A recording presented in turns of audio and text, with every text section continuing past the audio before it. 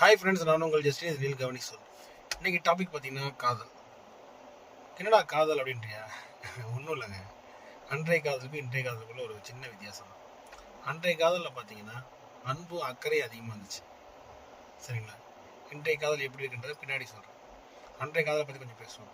அன்றைய காதலுக்கு நான் காதலர்கள் பற்றி நம்ம பேசியிருப்போம். அன்றைக்கு காதல் எப்படி இருந்துச்சுன்னா, ஒரு அன்பை பரிமாறிக்கிற காதலாக இருந்துச்சு, அக்கறையை பரிமாறிக்கிற காதலாக இருந்துச்சு, தனிமையை போக்குற காதலாக இருந்துச்சு, விருப்பத்தை நிறைவேற்ற காதலாக இருந்துச்சு. எப்படி சொல்கிறேன்னா, அன்றைய காதலில் பார்த்தீங்கன்னா மனைவி படிக்கணும்னு ஆசைப்பட்டிருப்பா. காதலிச்சு வந்ததுக்கப்புறம் மனைவி படிக்க வைப்பாங்க, ஒரு பெரிய ஆளாக்குவாங்க. மனைவிக்கு டெய்லரிங் பிடிக்கணும், டெய்லரிங் கிளாஸ் அனுப்புவாங்க. அதை மனைவிக்கு பிடிச்சத செய்வாங்க. சில தகராறுகள்லாம் இருந்திருக்கும், இல்லாமலாம் இருந்திருக்காது. உடனே எல்லாம் அப்படியே அது உண்மையா அப்படின்னு கேட்டால் அதுவும் உண்மை கிடையாது. ஆனால் அன்றைய காதலுக்கு ஒரே அடிப்படையில் இருந்துச்சுன்னா நேசம் தான் இருந்துச்சு. அவங்களுக்கு பிடிச்சிருக்கும், அவங்களுக்கு பிடிச்சிருக்கும், அந்த காதல் உருவாகிருக்கும், சரிங்களா?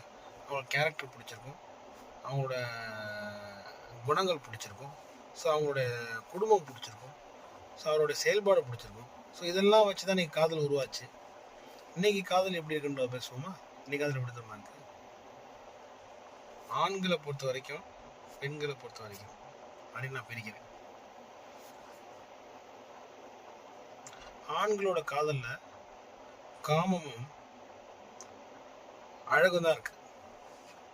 பொண்ணு அழகாக இருந்தால் அந்த பொண்ணை பிடிச்சிரும். ரெண்டாவது அவருக்கு ஆசை வந்துடும். இட் மீன்ஸ் அந்த பொண்ணு கூட என்ன சொல்கிறதுன்னா இன்பத்திற்கணும்னு நினைக்கிறாங்க. ஆனால் இதே ஒரு பெண் எடுத்துக்கோங்களேன், பெண்ணுட்டு இருக்கிறது காமம் இருக்காது, ஆனால் ஆசை இருக்கும். இந்த மாதிரி பையன், ஒரு ஸ்டைலிஷான பையன், இந்த மாதிரி வசதியான பையன், இல்லை இவன் பார்க்க லுக்காக இருக்கான், பைக் வச்சுருக்கான், கார் வச்சுருக்கான், நல்லா பாடி நல்லா மெயின்டைன் பண்ணி வச்சுருக்கான்னு ஒரு ஆசையான காதல் தான் உருவாவதே தவிர, ஒரு அன்போ ஒரு நேசமோ அக்கறையோ இல்லை ஒரு சொல்கிறதுனா எப்படி சொல்கிறதுனா ஒரு விட்டு கொடுத்து போகிற மனப்பான்மையோ கிடையாது.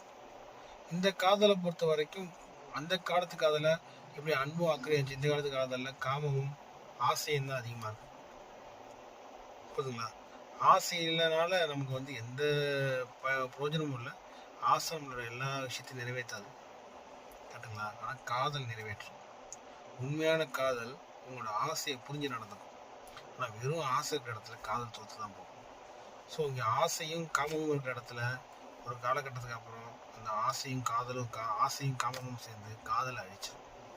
இடத்துல ரெண்டு பேருக்குள்ளே ஒன்றும் இருக்காது. ஸோ அன்றைய காதல் தான்